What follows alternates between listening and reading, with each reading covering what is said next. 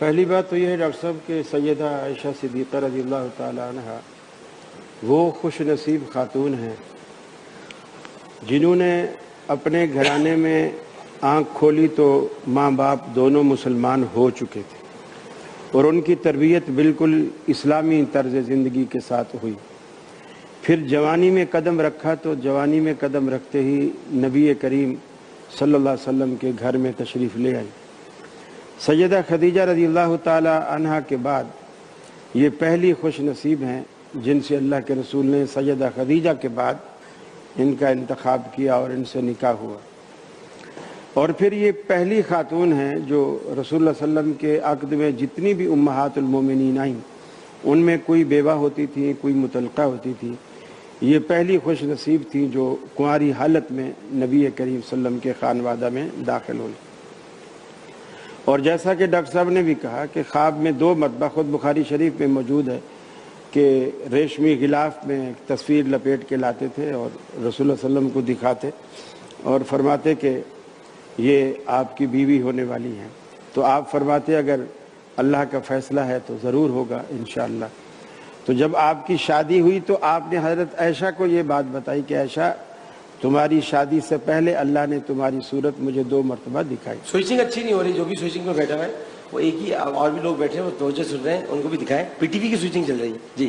تو دوسری بات یہ ہے کہ رسول اکرم صلی اللہ علیہ وسلم نے جس محبت اور پیار کا اظہار سیدہ عائشہ سے کیا کہ صحابہ کرام کو بھی یہ بات معلوم تھی کہ جب حضرت عائشہ کی باری والے دن اللہ کے رسول ان کے گھر میں آتے تو صحابہ زیادہ تر تحفے تحائف اسی موقع پر دیا کرتے تھے، اور دیگر ازواج مطہرات کو یہ بات تھوڑی سی گراں گزرتی تھی، اور انہوں نے سب سے پہلے حضرت ام سلمہ کو اور پھر حضرت فاطمہ رضی اللہ تعالی عنہ کو اور پھر حضرت زینب رضی اللہ تعالی عنہ، تین الگ الگ دفعہ بھیجا کہ پہلے حضرت ام سلمہ سے کہا کہ آپ رسول اللہ صلی اللہ علیہ وسلم سے درخواست کرو کہ وہ صحابہ کرام میں واعظ فرمائیں کہ میں جب بھی جہاں جس کے گھر میں بھی ہوں تو تمہیں جو تحفہ بھیجنا ہے تو عائشہ کی گھر کا انتظار نہ کیا کرو، بھیج دیا کرو۔ آپ نے ایسا اعلان نہیں کیا۔ سیدہ فاطمہ رضی اللہ تعالی عنہ کو بھیجا گیا۔ سیدہ فاطمہ نے عرض کی کہ اللہ کے رسول تمام امہات المومنین کا یہ خواہش ہے کہ آپ صحابہ کرام سے یہ کہیں کہ صرف عائشہ کے گھر میں تحائف نہ بھیجیں، باقیوں کے بھی بھیجا کریں۔ آپ نے فرمایا بیٹی کیا تو اس کو پسند نہیں کرتی جسے میں پسند کرتا ہوں؟ کہا بابا جی بالکل میں پسند کرتی ہوں۔ تو آپ نے فرمایا پھر عائشہ مجھے پسند ہے، عائشہ مجھے پسند ہے۔ گویا میں صحابہ کرام کو ان کے ساتھ اگر کوئی حسن سلوک ہوتا ہے تو میں ان کو روک نہیں سکتا، یہ ان کا اپنا نصیب ہے، لیکن میں نے کسی کو کہا بھی نہیں کہ تم تحائف اس وقت بھیجو کہ جب میں لوگوں کا اپنا انتخاب، اپنا ذوق۔ پھر حضرت زینب رضی اللہ تعالی عنہا کو بھیجا گیا جو آپ کی پھوپھی زاد بہن، انہوں نے آ کر کے کہا کہ تو پھر آپ نے ان کو وہی الفاظ کہے جو کسی موقع پر آپ نے حضرت عائشہ سے حضرت خدیجہ کے بارے میں کہے تھے۔ حضرت عائشہ نے جب حضرت خدیجہ کے بارے میں کہا تھا کہ وہ تو فوت ہو گئی ہیں، وہ فوت ہو گئی ہیں اور آپ ابھی تک انہیں یاد کرتے ہو، اور اس کے بعد اللہ نے آپ کو کتنی بیویاں دی۔ آپ نے فرمایا عائشہ خدیجہ کے بارے میں مجھے تکلیف نہ دو، اللہ نے اس کی محبت مجھے پلا دی، مجھے پلا دی۔ یہی جملہ پھر آپ نے حضرت زینب سے حضرت عائشہ کے لیے کہا، مجھے عائشہ کے بارے میں تکلیف نہ دو۔ اور کئی دفعہ آپ نے اپنی دعا میں یہ کہا کہ یا اللہ تو نے جو تمام ازواج کے مابین عدل کرنے کا حکم دیا ہے وہ میں عدل پورا کرتا، عائشہ کے معاملے میں نہیں، عدل پورا کرتا، لیکن میرا دل میرے ہاتھ میں نہیں ہے، میرا دل تیرے ہاتھ میں ہے۔ اگر اس کا مقصد یہ تھا کہ اگر میرا دل کسی کی، اب جیسے یوسف علیہ السلام کے والد کے اور بھی بیٹے ہیں، 12 بیٹے، اور ماں باپ کو سارے پیارے ہوتے ہیں، لیکن بعض دفعہ کسی بچے کی ادا، اس کی ذہانت یا اس کا لاڈ پیار اتنا ہو جاتا ہے ماں باپ کے ساتھ کہ باقی بڑے ہیں، یہ چھوٹا ہے، یہ زیادہ محتاج ہے توجہ کا، تو اور ماں کبھی باپ کبھار کی کچھ توجہ- ادائیں بچوں کی ایسی ہوتی ہیں کہ ماں باپ اس طرف کھنچ جاتے ہیں. بالکل اس طرف ہو جاتا ہے.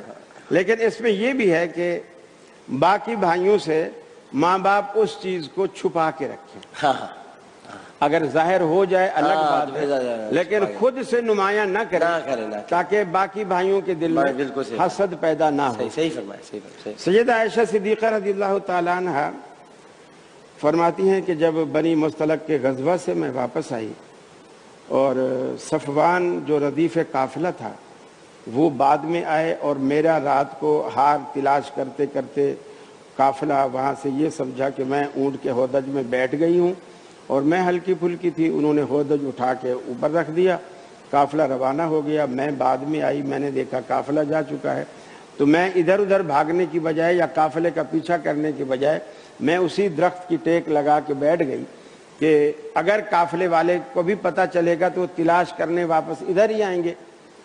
تو میں وہاں بیٹھ گئی اور میری وہاں آنکھ لگ گئی. رات گزر گئی، صبح ہو گئی، سویرا ہو گیا، دن کی روشنی ہو گئی، چہرے سے کپڑا ہٹا ہوا ہے.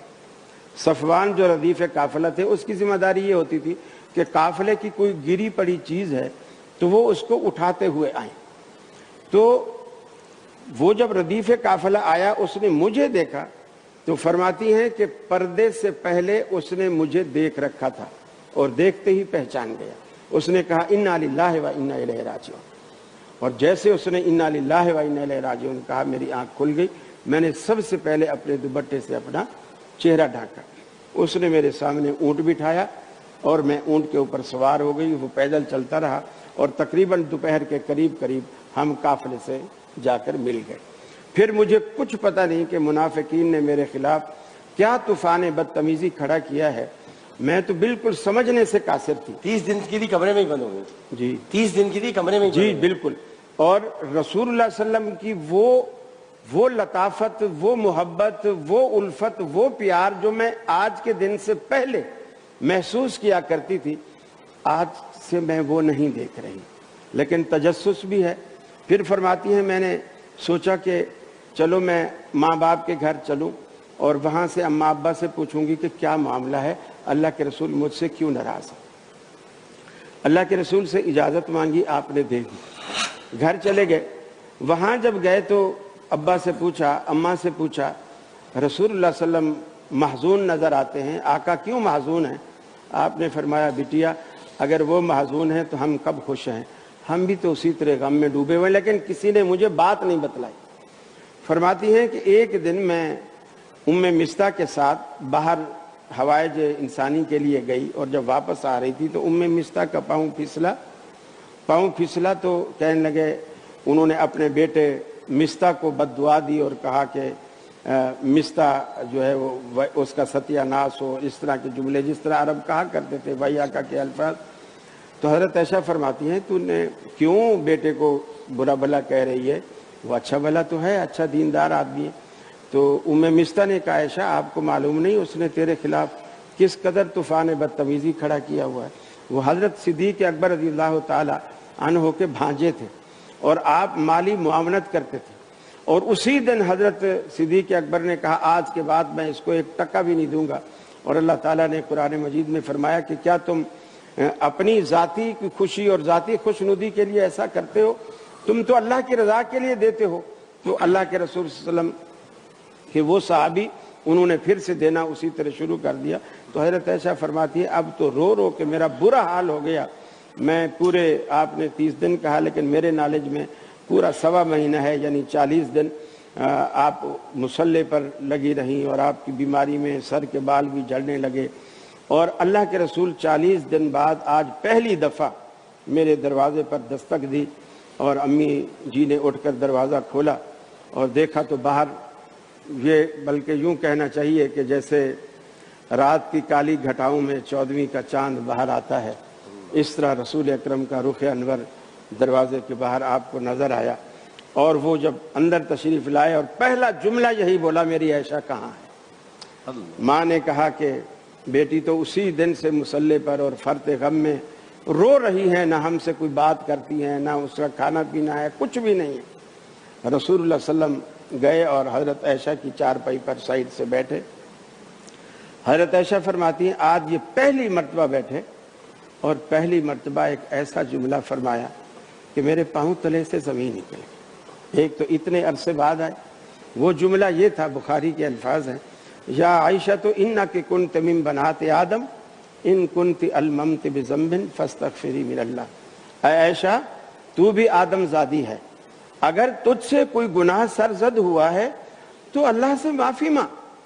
آپ فرماتی ہیں کہ اس وقت میرے دل نے چاہا کہ بس آپ کے دامن سے لپٹ جاؤں اور جی بھر کے رو لوں اور اپنا سارا درد دل جو ہے اپنی آنسوؤں کے ذریعے باہر نکال دوں، لیکن میرے ضمیر نے میرے قدم روکتے ہوئے مجھے کہا کہ عائشہ یہ تو ٹھیک ہے کہ آج تیرا محبوب تیرے گھر آیا ہے، لیکن جس کی عدالت میں تو نے اپیل کی ہے وہاں سے فیصلہ تو ہو لینے دے۔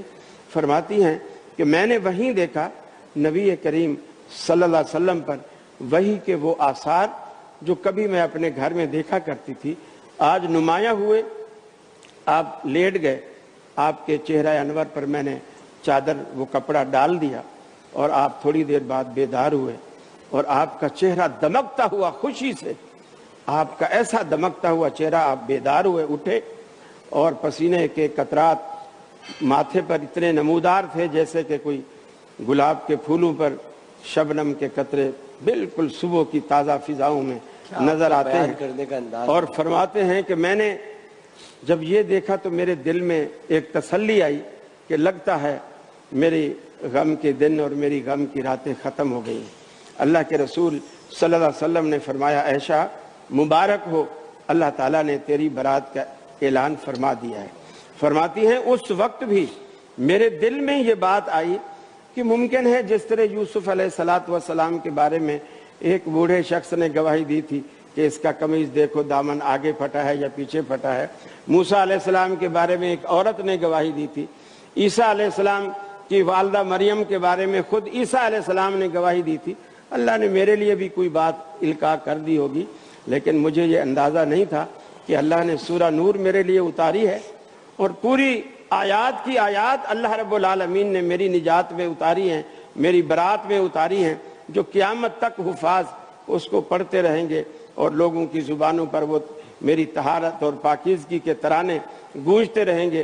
چنانچہ اللہ کے رسول نے فرمایا الخبیثات للخبیثین والخبیثون للخبیثات۔ یہ جرح اور تعدیل کے لہجے میں اللہ تعالیٰ نے یہ بات بیان فرمائی کہ یہ بات تمہیں سمجھنی چاہیے کہ ہم نے پاک باز عورتیں پاک باز مردوں کے لیے اور گندی عورتیں گندے مردوں کے لیے رکھی ہیں۔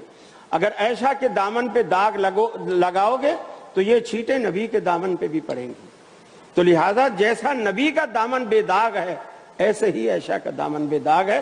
ہم نے اتنے بری عورتوں کو، اتنی پاک دامن ہستیوں کے لیے ہم نے یہ انتخاب ہی نہیں کیا۔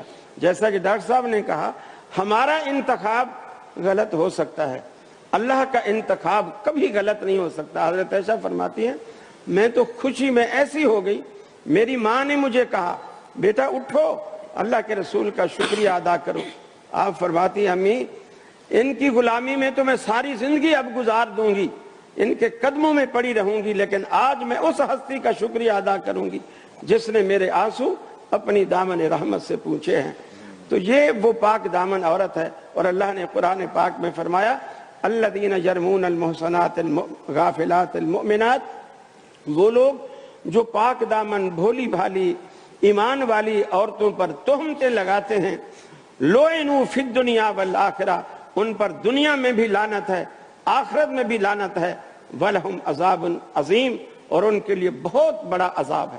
حضرت عائشہ نے کہا الہ العالمین تو نے میری برات کا تو اعلان فرما دیا، لیکن 40 دن تک روتی رہی ہوں، میری آنسوں کا بھی تو کوئی صلہ ملنا چاہیے نا۔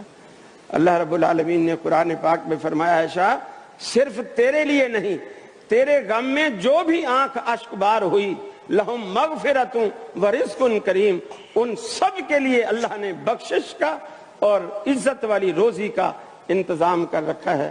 میں سمجھتا ہوں اللہ رب العالمین اگر ان پاک باز ہستیوں کے تذکرے کے سبب اگر ہمیں بھی معاف فرما دیتا ہے تو ہم اس کے محتاج ہیں، ہم اس کے حاجت مند ہیں۔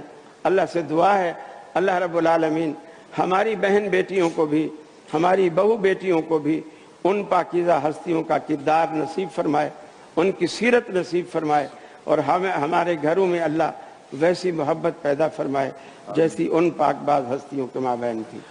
اللہ تعالیٰ اللہم مزید فیض، اللہ تعالیٰ آپ کو اور مزید قوت عطا فرمائے۔ بہت خوبصورت بیان آپ نے فرمایا۔